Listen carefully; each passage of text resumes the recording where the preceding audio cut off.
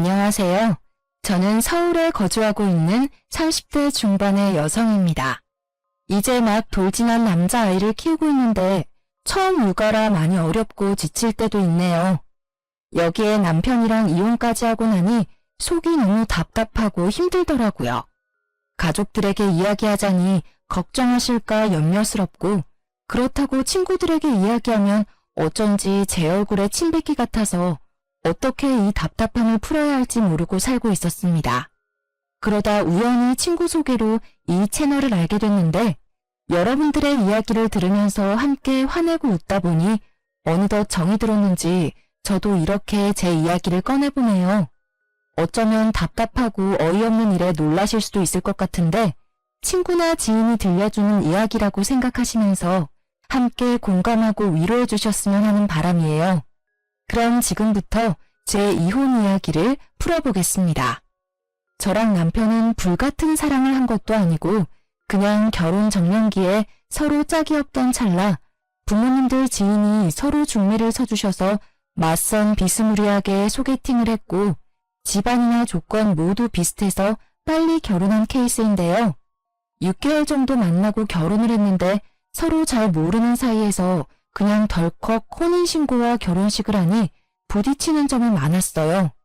그래도 제가 좀 순한 성격이라 맞춰주면서 살아왔는데 딱 한 가지 도저히 참을 수 없는 게 바로 아이 관련 문제였습니다.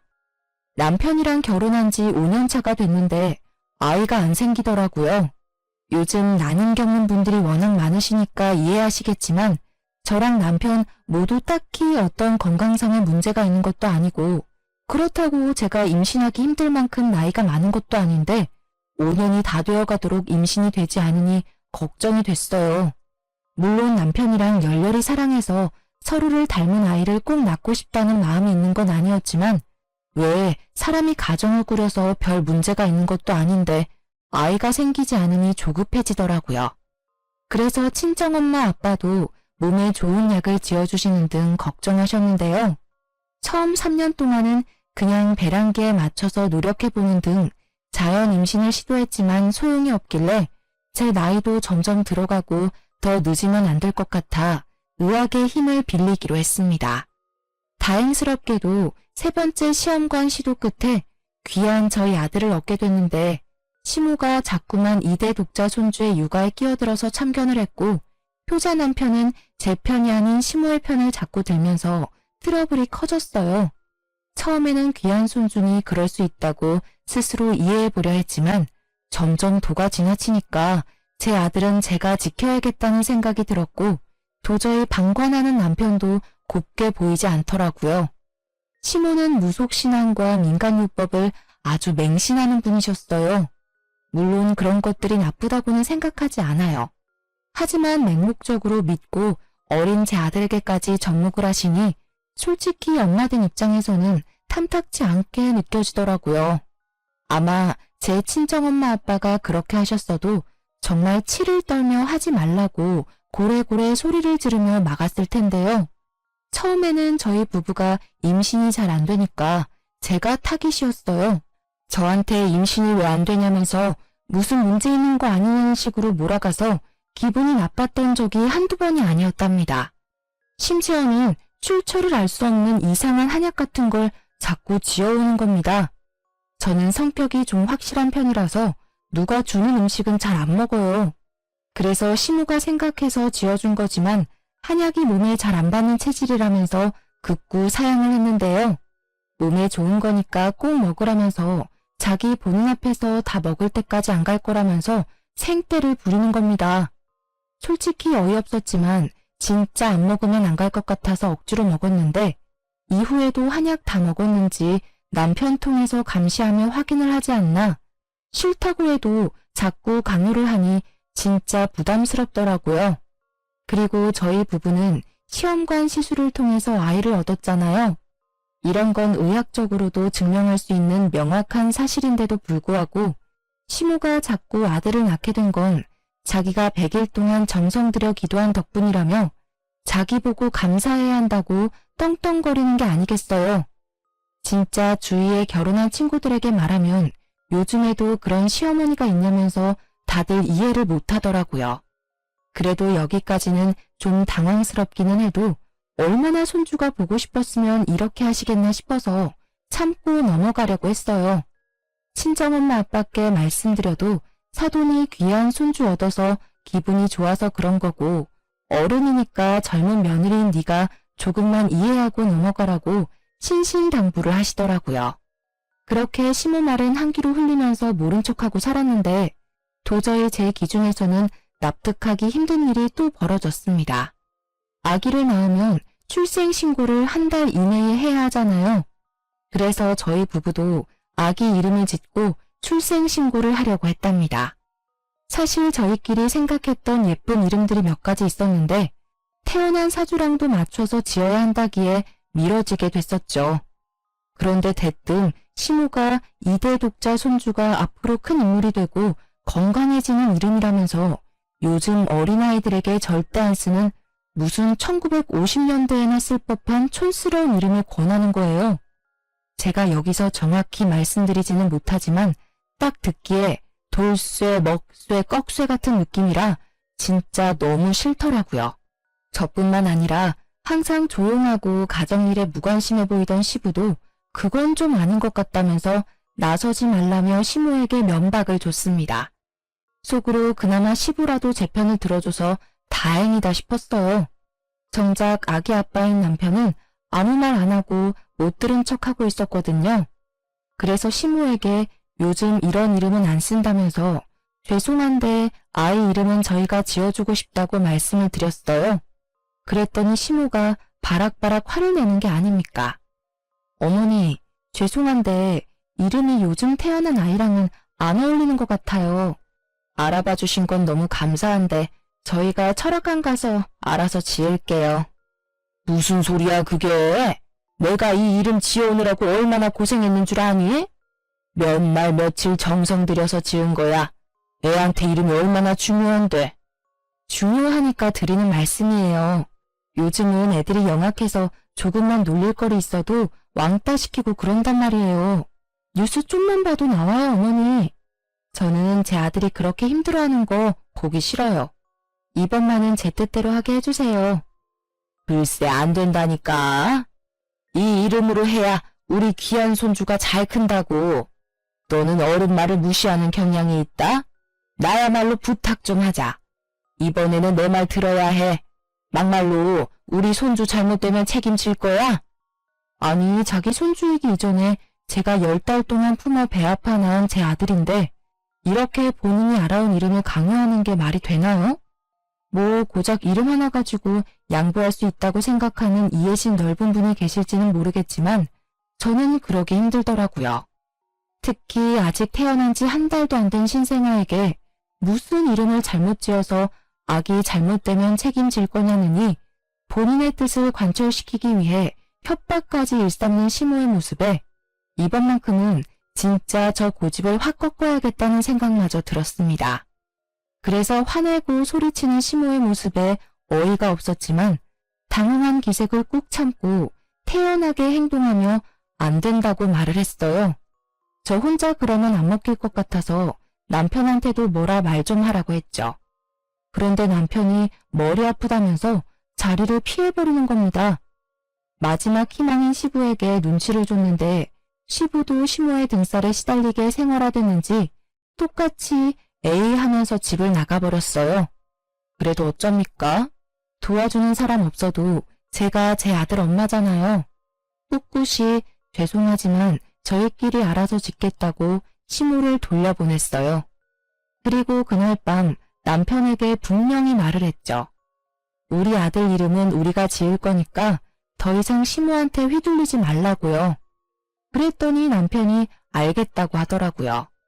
그래서 저는 마음 편하게 유명한 철학관에 가서 아기에게 맞는 이름 후보를 몇 가지 골라왔고 남편이랑 상의해서 제일 마음에 드는 하나를 선택했답니다. 그렇게 아이 보느라 바쁜 저 대신 남편이 출생신고를 하러 갔었어요. 가는 길에도 한자 적힌 종이에 표시까지 해주면서 거듭 확인을 시켜줬죠. 시간이 흘러 당연히 저는 그 이름으로 출생신고를 했다고 생각했고 친정 식구들과 친구들에게도 자랑하고 아이 통장도 만들어주기로 했어요. 그런데 잠시 아이를 친정엄마에게 맡기고 통장을 개설하기 위해 아이 관련 등본과 서류를 뽑는데 제 아들 이름이 시모가 바득바득 우기던 그 이름으로 올라가 있는 겁니다. 이게 무슨 일이지 싶고 너무 어이가 없더라고요. 순간 시모가 중간에서 수작을 부렸나 싶어 화가 치밀었습니다. 바로 남편에게 전화를 걸었는데 정말 어처구니 없는 사실을 알게 됐어요. 여보, 큰일 났어. 등본에 우리 아기 이름이 잘못 올라가 있는데? 당신 제대로 한 거 맞아? 이상해. 어머니가 중간에서 뭐 하셨나? 어머니가 하라던 이름으로 올라가 있어. 아, 그거 내가 한 거야. 뭐? 그게 무슨 소리야? 당신이 어머니가 하라는 이름으로 우리 아기 출생신고를 했다고? 아니 사실 생각해보니까 엄마가 기껏 생각해서 지어준 건데 그렇게까지 주장하는 데는 다 그만한 이유가 있지 않을까 싶어서 아무렴 자기 손주인데 잘못되는 일을 하셨을까? 그걸 지금 말이라고 하니? 설사 그렇다고 하더라도 어떻게 나한테 한마디 상의도 없이 중간에서 이렇게 일을 처리해. 나랑 당신 부부잖아. 그리고 우리 아기 이름이고. 근데 이렇게 어머니 편에서 생각해서 다 처리해버리면 나는 뭐가 돼?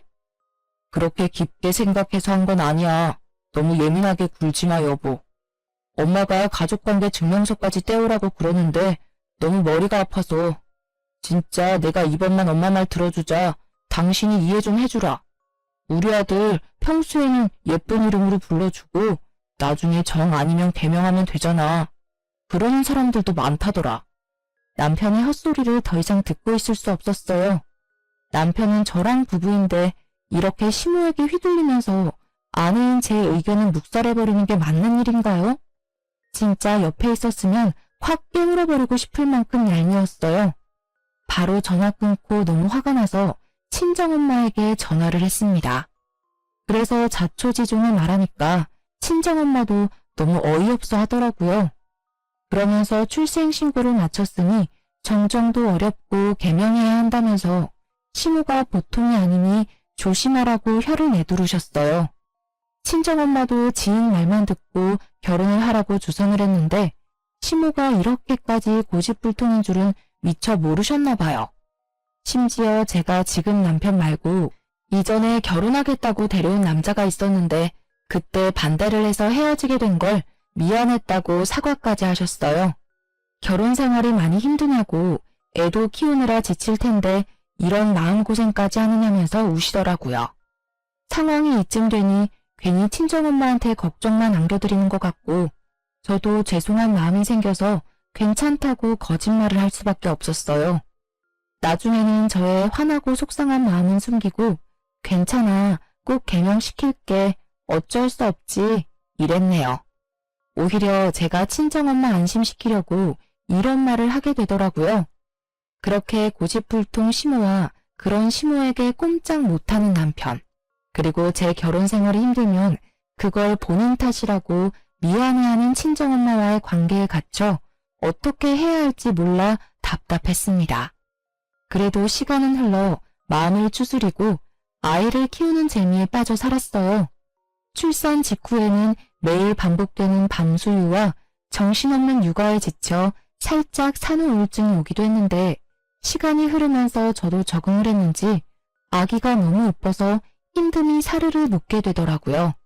아마 아기 키워주신 주부님들이라면 다 아실 텐데요. 매일 추레한 모습으로 일어나 아이와 동고동락하면서 24시간을 지내다 보면 하루가 정말 순식간에 지나가잖아요. 저는 아기를 낳아도 제 생활을 유지하고 살 수 있을 줄 알았는데 정말 돌 이전까지는 아기 위주로 사라지더라고요. 바깥바람이라도 좀 쐬려고 아기를 유모차에 태우고 공원이라도 다녀오면 녹초가 돼서 쉬고 싶지만 젖병 씻으랴, 집안일 하랴, 이유식 만들랴. 정말 몸이 하나인 게 아쉬울 지경이던 거 있죠? 물론 나중에는 젖병도 물량공세로 여러 개 돌려쓰고 이유식도 시판을 사서 먹이고 나름 편한 방법을 찾기도 했어요. 그래도 제 몸 하나 건사하기 힘든 초보맘인 터라 처음 하는 출산과 육아가 정말 힘들더라고요. 남편이 좀 도와주기라도 했다면 좋았겠지만 야근이 많은 특성상 제가 무조건 독방 육아를 할 수밖에 없는 상황이었어요. 하지만 아기가 예뻐서 이 모든 걸 감수하고 있었답니다. 그런데 정말 시시때때로 걸려오는 시모의 영상통화는 참기 힘들더라고요. 물론 저도 이해를 합니다. 귀하게 얻은 손주가 얼마나 보고 싶고 애틋하겠어요. 저희 친정엄마 아빠도 영상통화하는 재미에 빠졌다면서 웃으시니 그 모습을 보는 것만으로도 뿌듯하고 아기 낳기에 잘했다 싶었거든요. 그런데 시모는 너무 중간이 없는 겁니다.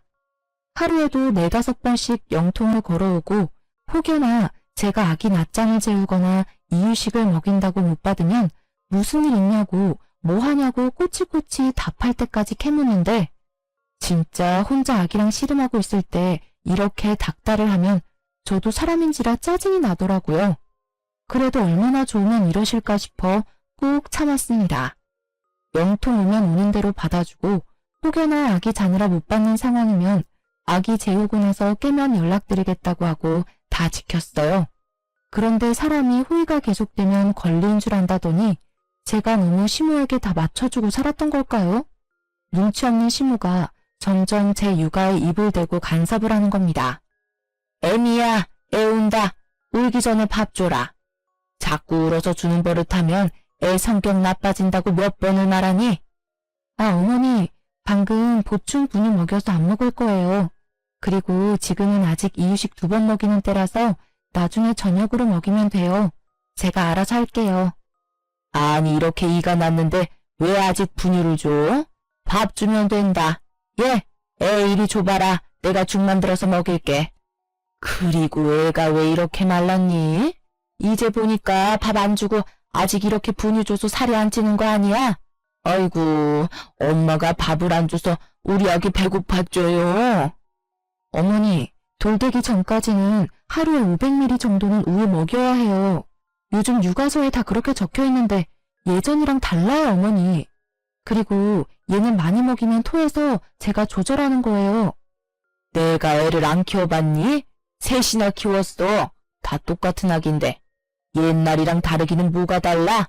요즘 애들은 다 글로만 육아를 배워서 이뿐만이 아니었습니다. 저희 아들은 좀 예민한 편이라 통잠을 안 자더라고요.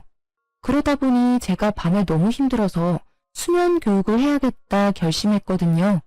수면 교육을 해두면 아기가 적응을 해서 혼자서도 잘 자고 오히려 통잠을 푹 잔다는 말이 많아서 꼭 시도해보고 싶었어요.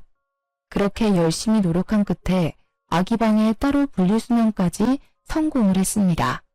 그런데 이거 가지고 시모가 난리를 부리더라고요. 아니 얘, 애를 왜 이렇게 다른 방에 재우는 거야? 너희가 데리고 자야지. 잠자다 깨서 혼자 있으면 얼마나 무섭겠어? 어머니, 지금 애기 너무 잘 자요. 원래 저희랑 붙어 잘 때는 애가 너무 예민해서 조금만 움직여도 깨고 그랬는데 옆에 아무도 없으니까 더 편하게 오래 통잠 자요. 괜찮아요. 무슨 소리야? 누가 그렇게 매정하게 애를 키운다니? 나는 안 그랬다. 자고로 애는 엄마 품속에서 체온을 느끼면서 자야 정서적으로 안정되고 그러는 거야. 너 그러다 나중에 큰일 나. 무슨 큰일이요? 요즘 엄마들은 다 이렇게 키워요. 세상이 달라졌어요. 세상이 달라지긴 뭐가 달라져? 애기들은 다 똑같다. 엄마 품 찾고 그러면서 크는 거지. 팽한 방에 혼자 두고 이게 아동학대지 뭐가 아동학대니? 아유, 불쌍한 우리 손주. 아니, 엄마고 주 양육자인 제 육아관에 이렇게 입을 대는데 제가 너무 짜증이 나고 열받는 게 당연하지 않나요? 저도 나름대로 열심히 아기를 키워보려고 노력 중인데 칭찬하고 위로해주지는 못할 망정 학대 운운하면서 저를 나쁜 엄마로 몰아가는데 진짜 듣자 하니 너무 화가 나고 같이 있기 싫더라고요. 마침 남편이 퇴근하고 집에 왔길래 이때다 싶었어요. 어머니, 그럼 아기 좀 봐주세요. 어머니 아기 잘 보시고 셋이나 잘 키워내셨으니까 손주 좀 봐주시라고요. 저 애 키우느라 하루 종일 집에 갇혀있느라고 친구도 못 만났는데 오늘 친구 좀 만나고 들어올게요. 갑자기? 나 약속 있어. 가긴 어딜 가. 당신은 맨날 일한다고 육아는 나 몰라라 하고 친구도 자주 만나는데 나도 힐링 좀 하고 싶어서 그래. 어머니가 아기 잘 보시니까 믿고 나갈 수 있는 거잖아. 안 그래, 어머니? 아이고, 그래. 나 갔다 오너라. 내가 봐줄 테니까. 내가 이렇게나 속이 넓고 깊은 시어머니다. 나 같은 사람 있으면 나와보라 그래.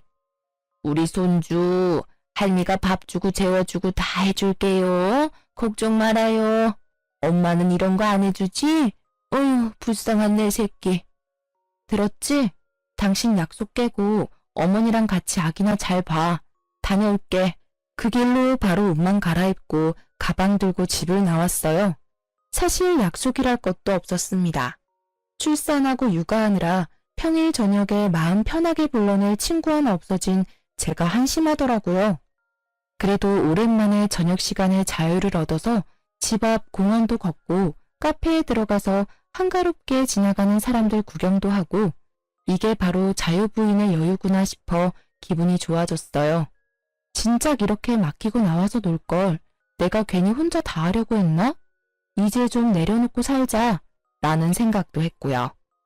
얄미운 말만 골라 하는 시모지만 그래도 이렇게 손주를 좋아하고 잘 봐주신다고 하니까 나와서 놀 시간도 생기고 좋은 점도 있네? 긍정적인 생각도 했죠.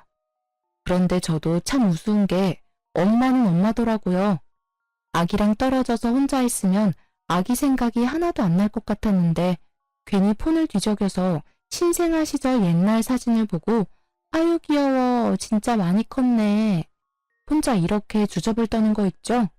그러면서 저 없이 남편이랑 시모가 예민하고 까탈스러운 우리 아들 때문에 얼마나 고생하고 있을까 궁금해졌어요. 그래서 남편한테 전화를 걸었는데 한창 아기랑 씨름하고 있을 거라고 여겼던 제 생각과는 달리 친구랑 술을 마시고 있는 겁니다. 알고 보니 제가 나가고 아기는 시모에게 덜렁 맡겨두고 그대로 친구를 만나러 팽 나가버린 거였어요. 진짜 이게 아빠 맞나?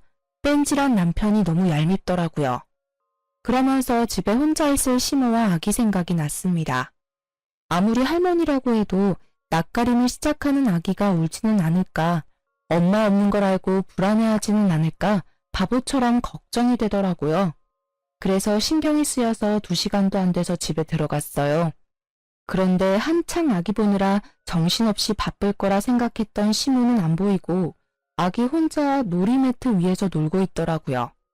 시모는 어디 갔지 싶어 거실과 주방을 둘러보는데 안 보여서 가셨나 싶었는데 아기 방 쪽에서 부스럭거리는 소리가 들렸어요. 그래서 조심스레 문을 열었는데 글쎄 시모가 아기 침대 매트리스를 뒤집고 낑낑거리고 있는 겁니다. 어머니, 거기서 뭐 하세요? 아유, 깜짝이야. 너는 인기척도 없이 들어오니? 뭐 이렇게 빨리 왔어? 친구 만난다더니. 아, 약속이 깨져서 그냥 빨리 들어왔어요. 그런데 뭐 하시는 거예요? 애기 매트리스는 왜 다 뒤집어 놓으셨어요? 그리고 손에 그건 뭐예요? 시모 손을 자세히 보니 종이 몇 장이 팔랑팔랑대고 있더라고요. A4 용지도 아니고 한지처럼 얇은 종이에 붉은 글귀들이 가득해서 살펴보니까 다름 아닌 부적이었습니다. 제 표정이 일그러지는 걸 느꼈는지 시모가 당황하면서 재빨리 매트리스 밑에 부적을 끼워두고 침대를 돌려놓더라고요. 어이가 없어서 바로 매트리스 까서 부적을 챙겼습니다. 아, 별거 아니야. 신경 쓰지 마라. 애기는? 애기 봐야지 너는. 아니 어머니, 별거 아닌 게 아니라요. 이런 걸 왜 애기 매트리스를 붙여요? 어디에 쓰는 건데요? 무슨 의미가 있는 거냐고요. 아유, 또 시작이다 또 시작이야. 그냥 무탈하고 건강하게 밤잠 잘 자고 좋은 꿈 꾸라고 내가 빌어서 누가 써준 거야. 다 좋은 의미지. 내가 이상한 거 우리 손주 머리맡에 붙이겠니? 너는 그냥 내가 하는 건 다 도끼 눈을 뜨고 보지? 어머니, 솔직히 말씀드릴게요. 저는 이런 거 별로 안 믿어요. 특히나 어른도 아니고 아직 말도 못하는 아기 쓰는 물건에 이렇게 몰래 붙여두는 거 오히려 찝찝하다고요. 제발 좀 이러지 마세요. 너는 말을 해도 참 섭섭하게 한다. 나 우리 손주 할미야. 하나밖에 없는 2대 독자 잘 크게 하려고 하는 건데 너는 정작 어미가 돼서 밥도 제대로 안 주고 잠도 잘 안 챙겨 재우는데 내가 이런 거라도 신경을 써야지. 우리 2대 독자 너 때문에 다치고 아프면 책임질 거야? 진짜 그놈의 책임. 짜증이 머리 끝까지 치솟더라고요. 제가 엄마지 시모가 엄마인가요? 시모는 그냥 할머니답게 뒤로 한 발 물러나서 제가 하는 육아를 마음에 안 들더라도 지켜봐줬으면 좋겠는데 어떻게 이렇게 사사건건 간섭을 하는지 모르겠더라고요. 제 상식으로는 이해 불가라서 진짜 가슴이 답답했어요. 이런 것도 다 이해하고 넘어가는 세상 착한 며느리가 있을까요? 저도 남에게, 특히 나이 많은 어르신들에게는 싫은 소리 못하고 조금 손해보더라도 예의 차리는 순한 성격이거든요. 그런데 정작 제 시모가 이렇게 아나무인으로 구니까 더는 참고 지내지 못하겠다는 생각이 들더라고요. 그래서 일단 시모 보고 가시라고 하고 남편한테 전화를 걸어 지금 당장 안 들어오면 이혼할 거라고 통보했습니다. 놀란 남편이 무슨 일이냐면서 급하게 들어왔어요. 여보, 나 이렇게 못 살겠어. 내가 나쁜 엄마야? 아기 밥 안 주고 잠도 잘 안 재우는 나쁜 엄마냐고. 맨날 밖으로 놀러 다니고 아기한테 관심 1도 없는 당신이 나쁜 아빠 아니고? 갑자기 또 왜 그래? 당신도 오늘 친구 잘 만나고 왔잖아. 우리 엄마가 아기 잘 봐줘서 잘 놀고 와서 왜 이래? 나 친구 안 만났어. 맨날 24시간 아기 보느라 만날 친구도 다 끊겼어. 그런데 우리 어머니는 나보고 아동학대 운운하면서 애 그렇게 키우지 말라고 나 때문에 다치고 아프면 책임질 거니. 이거 봐. 이런 부적까지 붙이면서 내 탓이라고 간섭하는데 내가 언제까지 참고 넘어가야 해? 아, 난 또 뭐라고. 별것도 아닌데 당신 요즘 보면 너무 다크해. 산후우울증 뭐 그런 거야? 병원 끊어줄게. 좀 다녀. 그리고 우리 엄마가 애 생각해서 이런 거 알아보고 당신한테 조언도 해주는 거지. 사람 성의 무시하지 좀 마. 정말 지긋지긋하게 시모 편을 드는 남편이었어요. 결혼하고 아기 낳으면 그렇게 많이 싸운다던데 저는 사실 육아하는 건 힘들어도 참을만 했거든요. 그런데 진짜 입 육아하고 저를 나쁜 엄마로 몰아가는 이 시모와 남편 때문에 정말 가슴이 터질 것 같았어요. 나중에는 제가 예민하고 산후우울증 때문에 그런다는데 아무리 생각해도 저는 너무나 멀쩡하고 정상적이었거든요. 제가 욱하고 화가 날 때는 시모 그리고 그 편을 드는 남편과 엮이는 일이 생길 때뿐이었습니다. 이때부터는 저도 너무 빡쳐서 시모가 연락 오면 절대 안 받고 무슨 일 있냐고 찾아와도 아예 대꾸를 안 했어요. 회피하는 게 답은 아니지만 그냥 그렇게 놔버리게 되더라고요. 그렇게 아기만 보면서 살다 보니 어느덧 돌잔치 날이 됐습니다. 아무래도 양가의 첫 아기인지라 무슨 부잣집처럼 화려하게 잔치를 열어주지는 못해도 포토그래퍼를 부르고 조금 격식 있는 곳에서 가족 지인들을 초대해 식사를 대접했어요.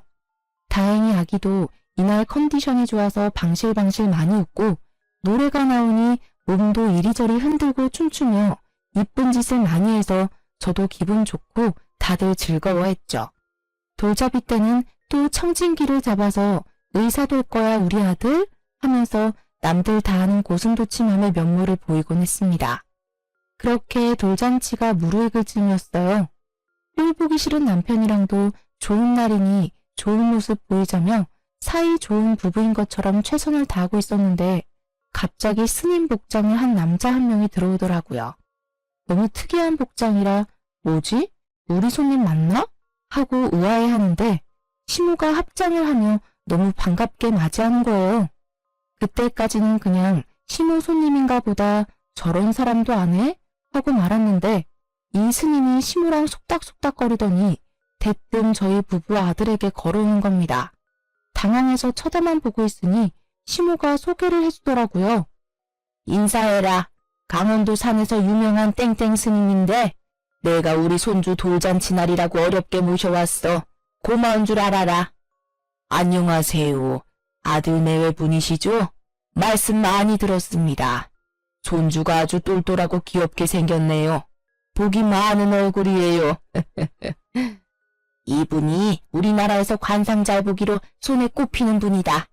내가 우리 손주 사진 보여드리니 직접 관상 보고 기도까지 해주신다니 뭐니.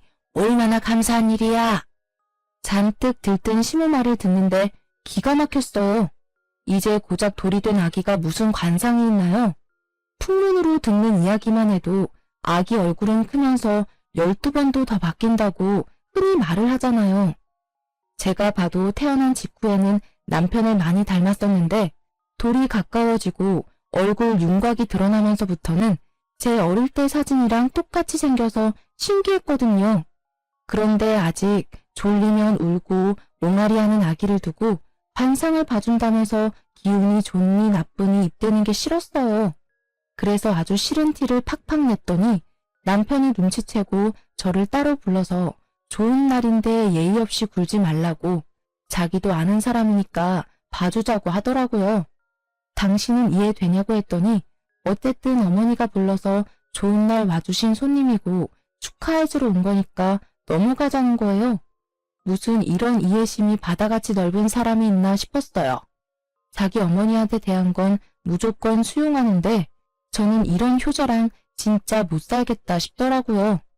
그래서 나는 그렇게 못한다고 시모한테 관상 볼 필요 없다고 남들 보기에도 좀 이상하니까 밥만 드시고 가셨으면 좋겠다고 했어요. 그랬더니 시모가 얼굴이 빨개지면서 자기 손님인데 무시하는 거냐면서 갑자기 소리를 바락 지르더라고요. 그 바람에 멀리서 상황을 지켜보던 저희 친정엄마 아빠를 비롯한 친정 식구들도 놀라서 달려오게 됐습니다. 아니 사부인, 무슨 일이세요? 왜 그러는데? 어머니, 왜 갑자기 소리를 지르세요? 아기 놀라잖아요. 그냥 저는 이런 게 다 싫다고요. 엄마인 제가 싫다는데 제발 강요하지 마세요. 부탁드려요. 강요가 아니라, 아유, 사돈, 제가 이러고 삽니다. 며느리가 아주 보통 얘기가 아니에요. 보고 온 날 말대꾸에 제가 무서워서 무슨 말을 못해요. 제가 아기 잘 되라고 스님 좀 모셔왔는데 그거 가지고 이렇게 화를 내잖아요. 시모 말을 듣고 상황을 파악한 친정엄마가 한숨을 쉬면서 제 팔을 잡고 좋은 날이니 그만하라고 말리시더라고요. 정말 주위를 둘러보니 사람들은 무슨 일인가 싶어 웅성대지 친정엄마도 말리지 내가 또 참자 싶어 입을 다물었어요. 그런데 이 눈치 없는 스님이 제 속을 긁더라고요. 에헴, 이 집은 며느리 기 좀 누르고 사셔야겠습니다. 그래야 집안에 복이 오는 거예요. 며느리분, 명심 좀 하세요. 그 순간 참고 참았던 화가 활화산처럼 터졌습니다. 친정엄마랑 아빠도 못 참으셨는지 지금 무슨 소리 하는 거냐면서 길길이 화를 내시고 저보고도 참지 말라고 하시더라고요. 가시라고 스님을 쫓아내고 나서 엉망이 된 돌잔치를 수습한 후 집에 돌아와 짜증을 내서 스님 뒷조사를 시작했어요. 시모가 했던 말을 조합해서 검색하니 한 암자가 나오더라고요. 그래서 전화를 하니 그곳에 있다가 사기를 쳐서 싸우고 나간 사람이라며 지금 안 그래도 신고를 할까 말까 고민을 하면서 피해를 입으셨냐고 어딨냐고 오히려 저를 캐묻는 겁니다. 대체 이런 사람이랑 시모는 어떻게 아는 사이인지 너무 궁금했어요. 혹시 이 사람이 부적이며 기도며 다 해준 게 아닌가 싶더라고요. 그러다 문득 남편이 아는 사람이라고 했던 말이 떠올랐어요. 그래서 바로 남편을 잡아서 사실대로 말하라고 으름장을 놨습니다. 몇 날 며칠 쫓아다니면서 당신이 안 말해주면 흥신소라도 고용하겠다고 하니 한숨을 푹 쉬면서 사실을 털어놓더라고요. 알고 보니 그 스님은 시모 내연남이었는데 그동안 남편을 꼬드겨서 뒤로 아기 개명이며 부적이며 기도하는 값으로 수백만 원씩 저 몰래 지불을 하고 있었던 겁니다. 아니 어떻게 멀쩡히 살아있는 아빠를 두고 바람피는 엄마와 내연남을 알면서도 이렇게 돈까지 줘가며 눈 감아줄 수 있는 건지 제 상식으로는 도저히 이해가 되지 않았어요. 그랬더니 평생 가정에는 무관심하고 돈만 주는 아버지에게 질렸고 외로워하는 엄마가 불쌍해서 알면서도 봐줬다고 하더라고요. 정말 세상에 이런 효자가 또 있을까요? 제가 나서지 않으면 남편은 계속 시모에게 잡혀 살 것 같았어요. 엄밀히 말하면 시모의 내연남인 그 땡중에게요. 그래서 시모한테 단단히 일러두려고 따지러 갔습니다. 어머니, 저 다 알고 왔어요. 다시는 저희 부부 일에 끼어들지 마시고 어머니 행복은 혼자 찾으세요. 한 번만 더 저희 아들 위한답시고 이상한 일에 이용하시면 저 진짜 가만 안 있을지도 몰라요. 진심입니다. 네가 알긴 뭘 안다고 그래, 버릇없이. 어디 함부로 그런 말을 해. 스님 말 하나도 틀린 게 없다. 이것 봐, 네가 우리 집안 다 망치고 있잖아. 며느리 잘못 본 거야, 내가. 아유, 집안 망치는 건 제가 아니라 어머니랑 그 땡중이죠. 땡중? 너 말 다 했니? 네가 그렇게 함부로 말할 뿐이 아니야. 안 그래도 내가 너한테 이런 말까지 전해야 하나 고민했는데 너 하는 거 보니까 제대로 말을 해줘야겠다. 스님이 우리 손주 정도면 지금쯤 말도 하고 걸어야 하는데 발달이 늦는 게 다 네 덕이 부족해서 그렇대. 엄마가 이렇게 매사 부정적인데 좋은 기운이 들겠니? 그래도 나 봐서 촉 켜주신다니까 1,000만 원 이체시켜라. 아니, 갓 돌지는 아기가 말하고 걷지 못한다고 발달이 느리다는 건 무슨 과학적 근거가 있는 건가요? 물론 빨리 말하고 걷는 아기도 있겠죠. 하지만 병원에서 영유아 검진을 받을 때마다 잘 자라고 있다고 아무 염려 말라고 하는데 이렇게 땡중 말만 듣고 저에게 또 1,000만 원을 붙이라고 아주 뻔뻔하게 이야기하는 시무를 보니 이제라도 빨리 이 미친 집안과 연을 끊어야겠다는 생각이 들었습니다. 너무 열받아서 남편한테 상의하고 뭐고 바로 다이렉트로 시부에게 전화해서 집에 들어오시라고 했습니다. 놀란 시부가 잔뜩 화가 나 있는 저와 시무를 보고 멈칫하다가 이내 차분한 표정으로 들어와 앉으시더라고요. 무슨 일이냐? 아기는 어쩌고? 친정에 맡겼어요, 아버님. 저 드릴 말씀이 있어요.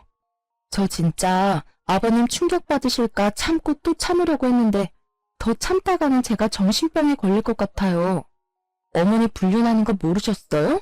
야, 미친년 아니야 이거? 내가 무슨 불륜을 해? 증거 있어? 증거 있냐고. 내가 아주 며느리가 아니라 귀신을 들였구나. 아이고.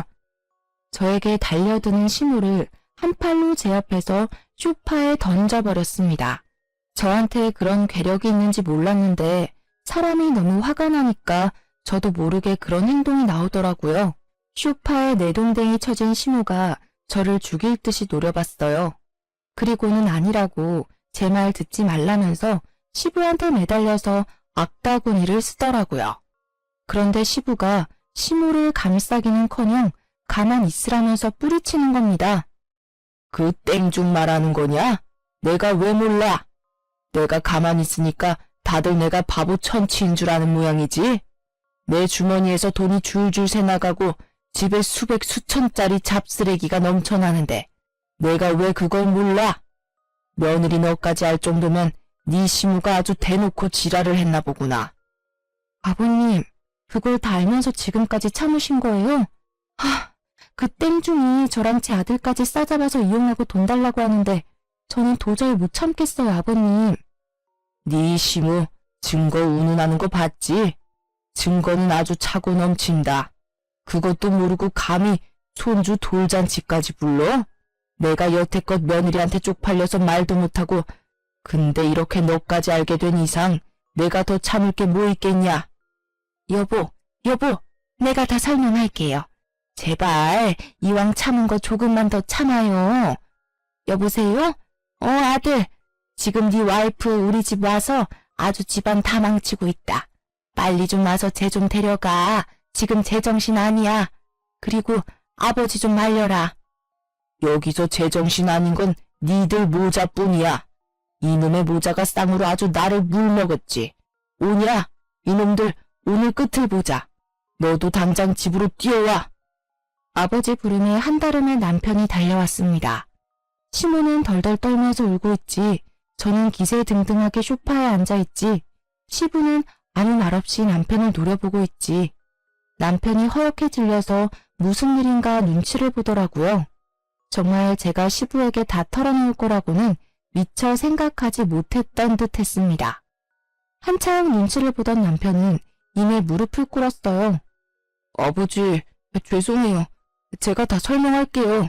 처음부터 작정하고 아버지 속인 건 아니었어요.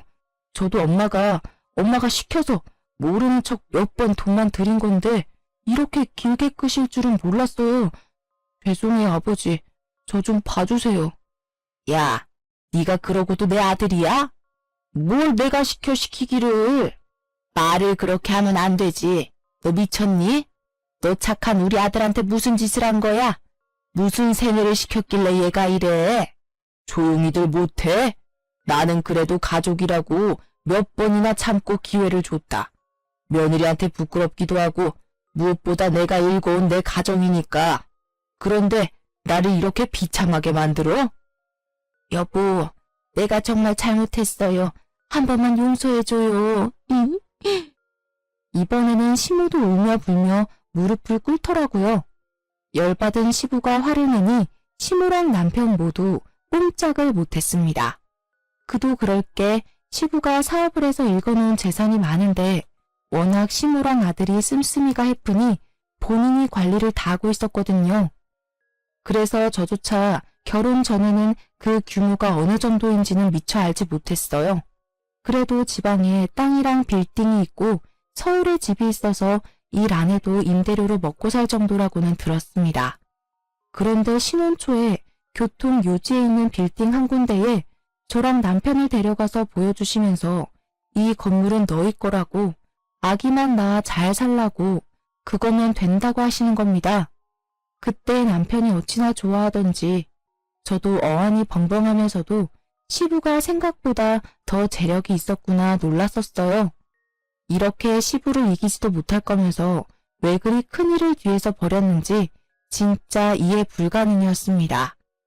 용서?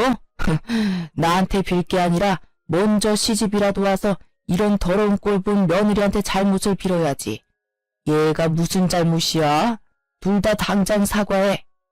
시부의 불호령에 남편이 먼저 저에게 머리를 조아렸어요.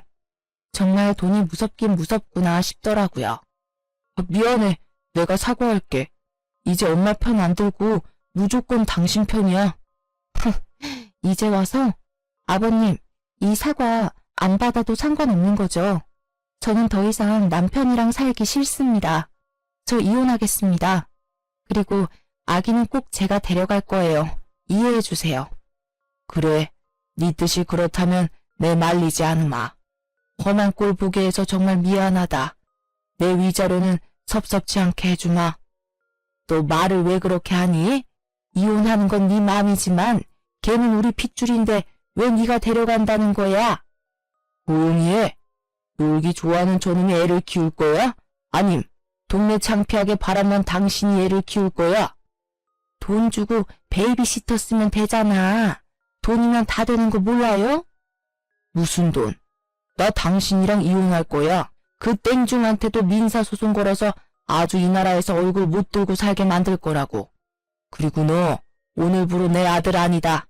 내 전 재산 새아기한테 아기 키우라고 떼어주고 남는 건 다 고아원에 기부할 거니까 더 이상 콩고물 기대하지 마라. 가족의 인연은 여기까지니 그리들 알아. 그날에 시모와 남편 모두 시부 바짓가랑이를 잡고 엉엉 울면서 추악에 매달리기 급급했습니다. 진짜 사람이 이렇게까지 추할 수 있나 싶을 정도로 눈물 콧물 범벅이 돼서 한 번만 봐달라고 하는데 재력가 시부는 절대 선처는 없다고 단호했어요. 저 역시 마찬가지였고 결국 이혼 후 시부가 떼어준 빌딩 수익료로 위자료를 막대하게 챙겨 편하게 아들을 키우고 있답니다. 이혼 후 바로 개명 신청을 했고 베이비시터도 쓰고 있어요. 정말 돌이켜보면 효자 남편과 간섭 짜는 시모 사이에서 더 있었다가는 찜으로 우울증에 걸렸을 것 같아요. 지금 이혼하고 혼자 아들을 키우고 있는데 몸은 힘들지만 정신이 평화로우니까 살 것 같거든요. 듣자 하니 시부는 재산을 처분해서 동남아로 떠났고 시모는 땡중이 남은 재산까지 털고 도망가서 알거지로 피해자들이랑 땡중 찾으러 다니느라 바쁘다고 해요. 남편은 아들 양육비와 시모가 땡중 찾는 비용까지 대느라 돈이 부족해 대리운전까지 뛰고 있다고 합니다. 정말 제가 그들처럼 진실을 숨기고 참고 살았다면 이렇게 평화로운 시간을 보낼 수 있었을까 싶어요. 혹시 저처럼 이상한 모자 사이에서 답답해하는 분들 계시다면 참지 말고 맞서 싸우라고 말씀드리고 싶네요. 그럼 지금까지 제 이야기 들어주셔서 감사하고 저는 아들과 함께 앞으로도 용기 내 살아보겠습니다.